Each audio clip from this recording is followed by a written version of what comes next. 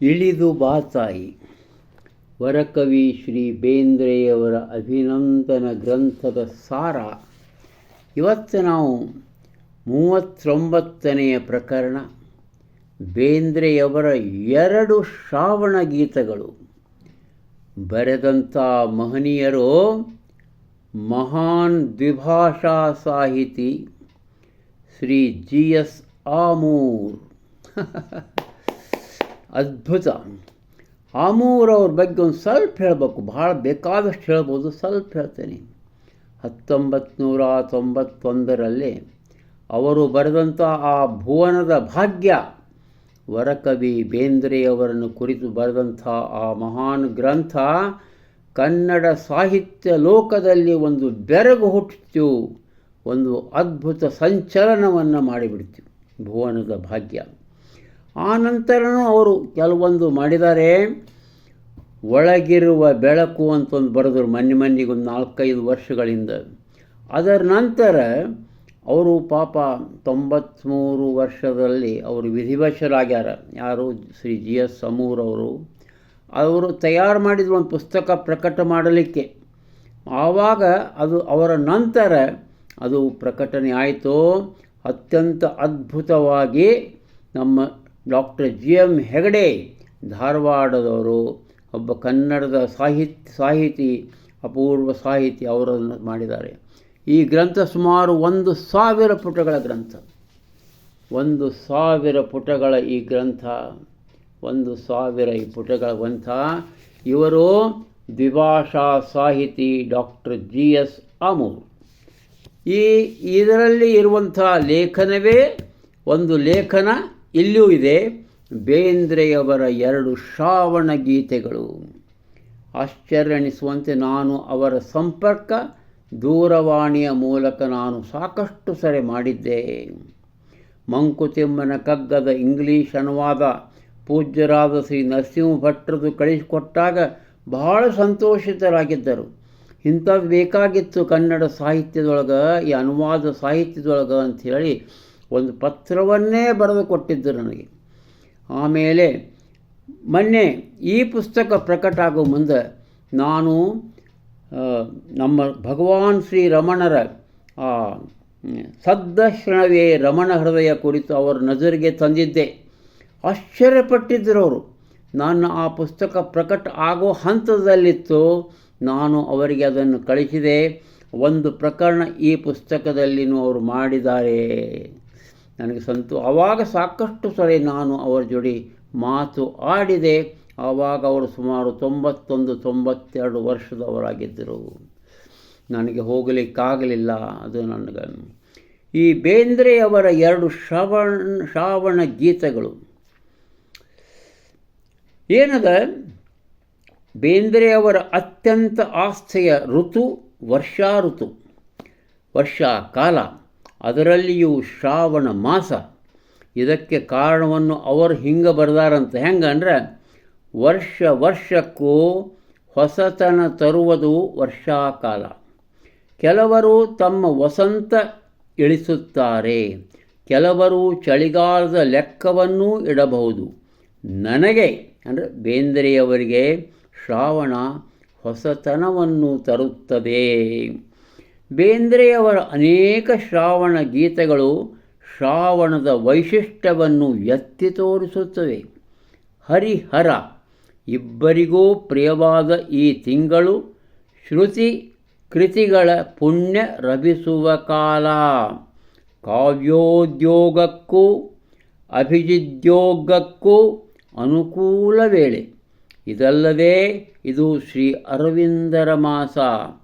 ಸಾಂಖ್ಯ ಸೂತ್ರವನ್ನೇ ತೆರುವುಮುರಿ ಮಾಡಿ ಪ್ರಕೃತಿ ಸಾಕ್ಷಿಯದರು ಪುರುಷನಾಟ್ಯದ ನವೋನವ ವಿಚಿತ್ರ ಘಟಿಸುವ ಪರ್ವಕಾಲ. ಭಾರತದ ಸ್ವಾತಂತ್ರ್ಯದ ವರ್ಧಂತಿಯು ಶ್ರಾವಣದಲ್ಲಿ ಬರುವುದು ಬೇಂದ್ರೆಯವರ ಎಣಿಕೆಯಲ್ಲಿ ಆಕಸ್ಮಿಕ ಘಟನೆಯಲ್ಲ. ಒಂದೇ ಜೀವನ ತತ್ವದ ಆವಿಷ್ಕಾರವನ್ನು ಅವರು ವ್ಯಕ್ತಿಯ ಬದುಕಿನಲ್ಲಿ, ರಾಷ್ಟ್ರದ ಜೀವನದಲ್ಲಿ ಪ್ರಕೃತಿಯ ಪರಿವರ್ತನೆಗಳಲ್ಲಿ ಕಾಣುತ್ತಾರೆ ಅಂಥೇಳಿ ಅದ್ಭುತವಾದ ಒಂದು ಪ್ರಾರಂಭವನ್ನು ಮಾಡ್ತಾರೆ ಜಿ ಎಸ್ ಅಮೂರವರು. ಒಂದು ಸಣ್ಣ ಕವನ, ಮುಂದೆ ಮರ್ಯಾದೆ ಅಂಥೇಳಿ ಆ ಸಂಕಲನ ಬರ್ತದೆ. ಭಾರತ ಸ್ವಾತಂತ್ರ್ಯದ ವರ್ಧಂತಿ, ಶ್ರಾವಣ ಮಾಸದ ಮಳೆ ಬಿಸಿಲು, ಜೀವನ ಚಕ್ರವ ತಿರುಗಿಸುತ್ತಲಿದೆ ಜೀವನ ತತ್ವವ ಬಿಂಬಿಸಲು. ಅದ್ಭುತ ಅಲ್ಲ? ನಿಜವಾಗಲೂ ಅದ್ಭುತ. ಹೊಸಗುಟ್ಟಿನ ಗುಟ್ಟನ್ನೊಳಗೊಂಡ ಜೀವನ ತತ್ವವೇ ಅವರ ಶ್ರಾವಣ ಗೀತಗಳ ಮುಖ್ಯ ಪ್ರೇರಣೆಯಾಗಿದೆ ಎನ್ನಬಹುದು ಅಂಥೇಳಿ ಆಮೂರವರು ಬರೀತಾರೆ ಇಲ್ಲಿ. ಎರಡೇ ಪದ್ಯಗಳು. ಒಂದು ಸಖಿ ಗೀತದಲ್ಲಿ ಶ್ರಾವಣದ ವೈಭವ, ಎರಡನೇದು ಅರಳು ಮರಳು ಸಂಗ್ರಹದಲ್ಲೇ ಪ್ರತಿ ವರ್ಷದಂತೆ ಬಂತು ಶ್ರಾವಣ. ಇವೆರಡೇ ಗೀತೆಗಳ ಒಂದು ವಿಶ್ಲೇಷಣೆ, ವಿಮರ್ಶೆ ಅನ್ನಬಹುದು ಇಲ್ಲುಂಟು.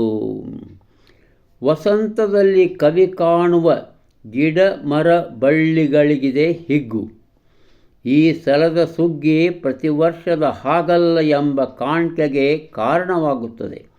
ಶ್ರಾವಣ ಮತ್ತೆ ಮತ್ತೆ ಬರುತ್ತದೆ ಸಂಜೀವಿನಿಯಂತೆ, ಸತ್ತದ್ದರಲ್ಲಿ ಜೀವವನ್ನು ತುಂಬುತ್ತದೆ, ಮರ್ತ್ಯಕ್ಕೆ ಅಮರ್ತ್ಯದ ಶಕ್ತಿಯನ್ನು ನೀಡುತ್ತದೆ ಅಂಥೇಳಿ ಅದ್ಭುತವಾಗಿ ಬರಿತಾ ಇದ್ದಾರೆ ಶ್ರೀ ಆಮೂರವರು.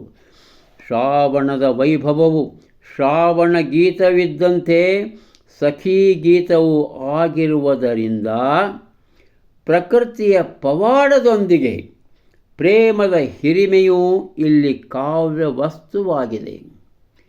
ಏನು ಹಸಿರು, ಏನು ಹಳದಿ, ಸುತ್ತಮುತ್ತ ನೋಡು ಕೆಳದಿ ಎಂಬ ಪ್ರೇಮಿಯ ಉದ್ಗಾರದೊಂದಿಗೆ ಪ್ರಾರಂಭವಾಗುವ ಈ ಕವಿತೆಯಲ್ಲಿ ಪ್ರೇಮದ ಪ್ರತಿಮೆಗಳಿಗೆ ಮಹತ್ವದ ಸ್ಥಾನವಿದೆ ಅಂತ ಬರೀತಾರೆ. ಅನೇಕ ನಿದರ್ಶನಗಳನ್ನು ಕವಿ ಪ್ರಕೃತಿಯಲ್ಲಿ ಕಾಣ್ತಾನೆ, ನಿಸರ್ಗದಲ್ಲಿ ಕಾಣ್ತಾನೆ. ಹುಲ್ಲು ಕಸವೂ ಕೂಡ ಬಣ್ಣ ಬಳೆದು ಹೂತು ನಿಂತಿದೆ, ನೆಲದ ಬಸಿರೇ ರತ್ನರಾಶಿಯ ಬಣ್ಣದ ಜಾತ್ರೆಗಳಾಗಿ ತನ್ನ ಪಯಣ ಬೆಳೆಸಿದೆ, ಮಣ್ಣು ಹುಡಿಯ ಕಣಕಣವು ಕಣ್ಣು ಪಡೆದ ಹಾಗಿದೆ, ನೆಲವನ್ನು ಹೀಗೆ ಬರ್ಕೋತ ಹೋಗ್ತಾರೆ. ಆ ಅದ್ಭುತವಾದ ಹಾಡು ಎಲ್ಲೇ ಶ್ರಾವಣದ ವೈಭವವು. ಅದು 3 ನುಡಿಗಳು, ಅಂದರೆ 3 ಭಾಗಗಳಲ್ಲಿವೆ, 4 ಭಾಗಗಳಲ್ಲಿವೆ. ಒಟ್ಟಾರೆ 26 ಸಣ್ಣ ಪುಟ್ಟ ಕವನಗಳು ಇಲ್ಲಿಂಟು.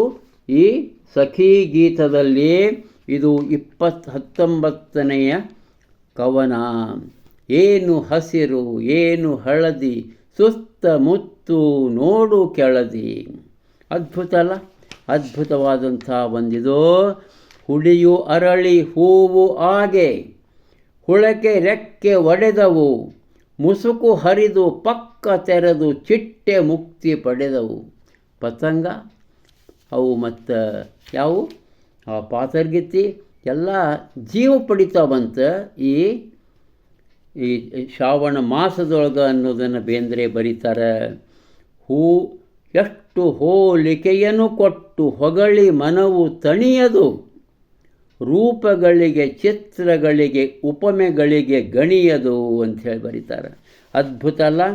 ಆಮೇಲೆ ಈಗ ಕವಿಯೋ ಜಗತ್ತೆಲ್ಲವೂ ಹೂ ಚಿಟ್ಟೆಮಯ, ಒಂದನ್ನೊಂದು ತಬ್ಬಿ ಏಕ ಜೀವವಾದ ಹೂವು ಚಿಟ್ಟೆಗಳಿಂದ ಭೇದ ಕೂಡ ಮಾಯವಾಗಿ ಪ್ರೇಮದ ಅದ್ವೈತದ ದರ್ಶನ ಒಂದೇ ಅವನ ಅನುಭವವಾಗಿ ಉಳಿಯುತ್ತದೆ.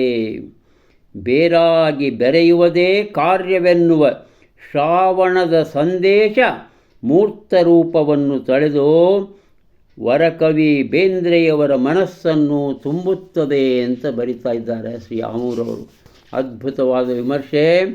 ಹೂವು ಪಕಳೆ ಪ್ರಾಣ ತುಂಬಿ, ಹೂವು ಪಕಳೆ ಪ್ರಾಣ ತುಂಬಿ ಚಿಟ್ಟೆಯಾಗಿ ಕಾಂಬವೋ, ಕುಣಿದು ದಣಿದ ಚಿಟ್ಟೆ ಪಕ್ಕ ಹೂವು ಎನಿಸಿ ಕೊಂಬವೋ. ಜಡಜೀವಗಳಲ್ಲಿಯ ಪ್ರಕೃತಿ ಪುರುಷರಲ್ಲಿಯ ಈ ಅದಲು ಬದಲು ಸಮಷ್ಟಿಗೆ ಪುಷ್ಟಿ ಕೊಟ್ಟು ಕವಿಯ ದರ್ಶನದ ದೃಷ್ಟಿಯಿಂದ ಬಹಳ ಮಹತ್ವದ ಘಟನೆ ಅನ್ನಿಸುತ್ತದೆ. ನಮಸ್ಕಾರ, ಮತ್ತೆ ನಾಳೆ.